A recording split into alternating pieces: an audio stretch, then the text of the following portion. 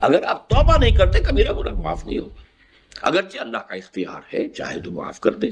Declare اس نے یہی کیا ہے کہ کفر اور شرک جو ہے اس کو میں معاف نہیں کروں، باقی یہ کہ اس کی امید دلائی ہے، یہ امید بھی رجا کے لیے کہ مایوسی نہ ہو، کمر ہمت ٹوٹ نہ جائے۔ آدمی کی اگر ہمت ٹوٹ جائے تو پھر اس کے اندر وہ جذبہ نہیں رہتا کہ وہ اصلاح کر سکے۔ عادتیں پختہ ہو چکی ہیں، سال ہا سال بیت چکے ہیں، پوری زندگی گزاری ہے ایک نحو پر، ایک ڈھنگ پر، اب وہ اس کی طبیعت ثانیہ بن گئی ہے، اس کو چھوڑنا کوئی آسان کام نہیں ہے۔ نہیں، یہاں فرمایا نہیں، اللہ معاف کرے گا، تم بسم اللہ کرو۔